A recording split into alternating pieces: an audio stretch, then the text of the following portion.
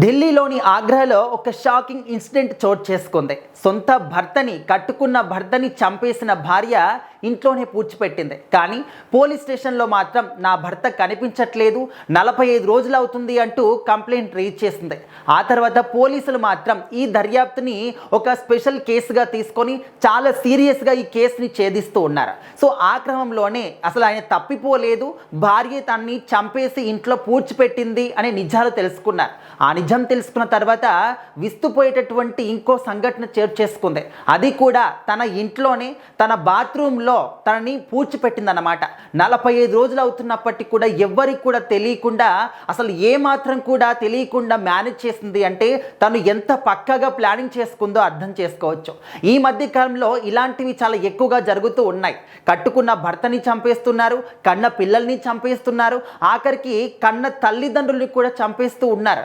ఎందుకు అంటే అక్రమ సంబంధాల కోసం కానీ, ఆస్తుల కోసం కానీ, ప్రేమించిన వాడి కోసం కానీ, వాడితో వెళ్ళడానికి కానీ, ఈ విధంగా రకరకాల కారణాలు తెలుస్తూ ఉన్నాయి. కానీ ఈ కేసులో అసలు ఏం జరిగింది, ఎందుకోసం చంపేసింది అనే మాట మాత్రం ఒక రీజన్ ఇంకా కూడా తెలియలేదు. కాకపోతే పోలీసులు మాత్రం ఇంకా ఈ కేసుని చాలా సీరియస్గా దర్యాప్తు చేస్తూ ఉన్నారు. ఢిల్లీలోని ఆగ్రాలో ఈ ఇద్దరు దంపతులు ఎప్పటి నుంచో కూడా జీవిస్తూ ఉన్నారు. సో మరి తన పేరు సురేంద్ర కుమార్ శర్మ, తన భార్య పేరు రూబీ. అయితే ఉన్నట్టుండి గత నెలలో సురేంద్ర కుమార్ శర్మ కనిపించకుండా వెళ్ళిపోయాడు. అసలు ఏం జరిగింది, కనిపించట్లేదు అంటే తన భార్య పోలీస్ స్టేషన్లో ఏం చెప్పింది, నా భర్త ఇంట్లో నుంచి బయటికి వెళ్ళాడు, ఇంకా ఇంటికైతే తిరిగి రాలేదు అని చెప్పేసి మిస్సింగ్ కేసు రైజ్ చేసింది అనమాట. అదే మాట తన బంధువులందరికీ కూడా చెప్పింది. వాళ్ళందరూ కూడా ఏమైపోయాడు అంటూ వాళ్ళు టెన్షన్ పడుతూ పోలీస్ స్టేషన్ కానీ, పోలీసులకు కానీ, ఇంటికి కానీ తిరుగుతూ ఇదే విధంగా వాళ్ళు మాత్రం అలసిపోయేంత వరకు కూడా వెతుకుతూనే ఉన్నారు.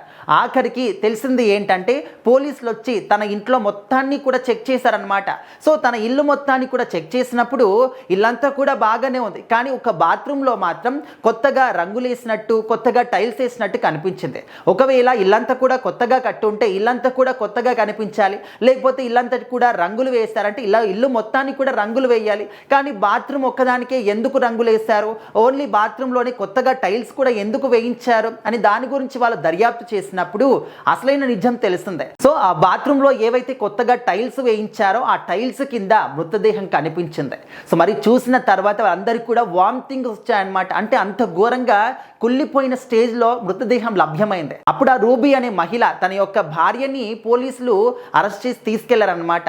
అయితే నిజాలు ఏంటి, ఎందుకు ఆ విధంగా చంపేసింది, ఎందుకు ఇంట్లోనే పూడ్చిపెట్టింది, ఎందుకు ఆ తర్వాత వచ్చి మళ్ళీ కేసు పెట్టింది అనే దాని గురించి మాత్రం పోలీసులు ఇంకా కూడా వెతుకుతూ ఉన్నారు. మరి ఇందులో అసలు డబ్బు విషయంలో గొడవ వచ్చిందా, ఇద్దరు ఏమైనా పోట్లాడుకున్నారా, లేకపోతే ఆస్తి తగాదాలా, లేకపోతే బంధువుల విషయంలో ఏమైనా గొడవలు వచ్చాయా, ఈ విధంగా రకరకాలుగా ఆలోచిస్తూ ఉన్నారు. బట్ అసలైన నిజం ఏంటనేది కూడా ఇంకా తెలియలేదు. కానీ బంధువులందరినీ కూడా అడిగినప్పుడు వాళ్ళిద్దరు కూడా బాగానే ఉన్నారే, అసలు ఇలాంటి గొడవలు కానీ ఏవి కూడా జరగలేదు, మరి ఎందుకు ఈ విధంగా చేసింది అనేది పోలీసులకు అర్థం కావట్లేదు, బంధువులకు కూడా అర్థం కావట్లేదు. ఇప్పుడు ఈ పని చేస్తానేమైనా గొప్పగా బతుకుతుందా అంటే లేదు, జైల్లో చెప్పకూడదు, తినాల్సిందే. సో మరి ఆ విధంగా చేయడానికి తనకు ఎంత ధైర్యం ఉండాలి, తను చంపేయడమే కాకుండా ఇంట్లోనే పాతి పెట్టుకొని కొత్తగా టైల్స్ వేయించి, మరి బాత్రూంలో ఏవైతే టైల్స్ వేయించారో అదంతా కూడా పని వాళ్ళని పెట్టి చేయించింది. మరి వాళ్ళకి డౌట్ రాలేదా, లేకపోతే వాళ్ళకు కూడా తెలిసే చేశారా, లేకపోతే సాధారణంగా పనులు చేస్తున్నట్టే చేయించిందా, ఈ విధంగా కూడా ఆలోచిస్తూ ఉన్నారు. బట్ అసలు నిజం ఏంటనేది ఇంకా కూడా తెలియలేదు. బట్ ఎవరైనా కావచ్చు, ఇళ్లల్లో ఉండేవాళ్ళు, అది భార్య కావచ్చు, భర్త కావచ్చు, పిల్లలు కావచ్చు, సొంత వాళ్ళ నుంచి కూడా సెక్యూరిటీ లేదు, వాళ్ళ నుంచి కూడా జాగ్రత్తగా ఉండాలి అని చెప్పేసి చాలామంది కూడా అభిప్రాయపడుతూ ఉన్నారు.